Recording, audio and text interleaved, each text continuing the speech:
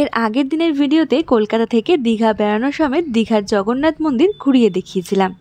আর আজকের এই ভিডিওতে কোথায় কম খরচে থাকবেন আর কোথায় খাওয়া দাওয়া করবেন তার সন্ধান নিয়ে চলে এসেছি। নমস্কার, আমি পিয়ালি আর আপনারা দেখছেন আমাদের চ্যানেল ভূতের রাজা দিল বর।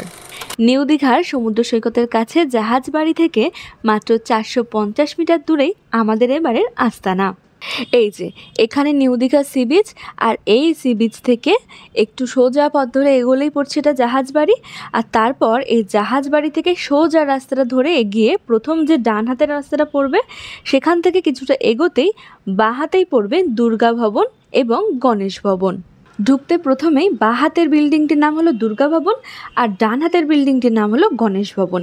এই গণেশ ভবনের নিচেই রয়েছে রিসেপশন। তবে এই দুটোই কিন্তু কলকাতার পাকসার কাছের বেনিয়াপুকুরের ইউনাইটেড পূজা কমিটির তরফ থেকে বানানো একটি গেস্ট হাউস।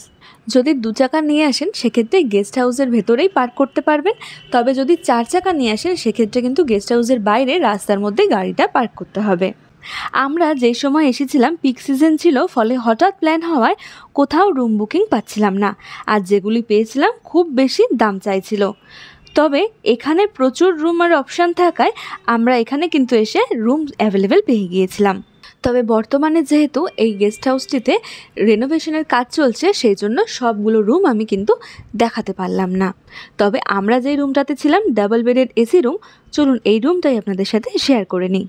ঢুকতে প্রথমেই ডান হাতে পড়বে একটা ছোট্ট মতো টেবিল, তার উপরে দেওয়া আছে 2টো গ্লাস, জগ, অ্যাস্ট্রে আর একটা ছোট্ট মতো দেওয়ালে রয়েছে আয়না।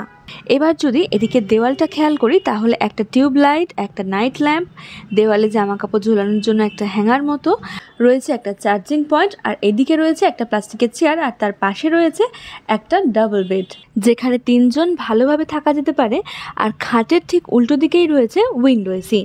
তার পাশের দেওয়াল জুড়ে রয়েছে একটা জানালা, আর এদিকেও রয়েছে একটা চেয়ার, আর এই চেয়ারটার ঠিক পাশেই রয়েছে একটা কাঠের আলমারি। এই আলমারিটার এক পাশে রয়েছে টিভি, নিচে রয়েছে কিছু জিনিসপত্র রাখার জন্য ড্রয়ার মতো, আর এই আলমারিটার ভিতরে যদি দেখি একটা ব্ল্যাঙ্কেট আর কয়েকটা হ্যাঙ্গার দেওয়া আছে। এবার দেখি এই রুমটির ওয়াশরুম। ঢুকতেই বাঁ হাতে বেসিন, দেওয়ালে আয়না, কোমোড, শাওয়ার সব কিছু দিয়ে মোটামুটি যেটুকু পরিষ্কার পরিচ্ছন্নভাবে দরকার সেটুকুই রয়েছে। যেহেতু একদম পিক সিজনে গিয়েছিলাম সেই জন্য ডাবল বেডেড এই এসি রুমটির আমাদের ভাড়া পড়েছে 1200 টাকা। তবে সিজন ওয়াইজ কিন্তু এই ভাড়া কমে বাড়ে। তাহলে এই ছিল আমাদের ডাবল বেডেড এসি রুমটি। এখানে আরও ভালো বেশি দামের যেমন রুম আছে ঠিক তেমনই নন এসি রুমও কিন্তু আছে। এই হোটেলটার ফোন নাম্বার আমি ডেসক্রিপশন বক্সে দিয়ে দিলাম। এই গেস্ট হাউসটির কয়েকটি রুমে রান্নাবান্না করে খাওয়া দাওয়ারও ব্যবস্থা আছে। আর যদি কোথাও কম খরচে খাওয়া দাওয়া করতে চান তবে আমি বলবো এখান থেকে জাহাজবাড়ি যাওয়ার আগেই রাস্তার বাঁ হাতে যমুনা হোটেল অ্যান্ড রেস্টুরেন্ট পড়বে, সেখানে কম খরচে ভালো মানের খাবার দাবার পেতে পারেন।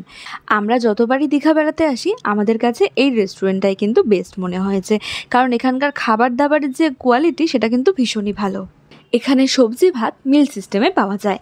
এখানে ব্রেকফাস্টে লুচি, পরোটা, রুটি, দুপুরের লাঞ্চ, সন্ধ্যেবেলা আবার চাউমিন, এগরোল, আবার রাত্রিবেলার খাবার সব কিছুই কিন্তু এখানে পাওয়া যায়। আজকের এই ভিডিওটা তবে এখানেই শেষ করলাম। দেখা হবে দীঘা থেকে ফেরার পথে তমলুকে 51টি সতীপীঠের এক পীঠ মা বর্গভীমার দর্শনের সাথে।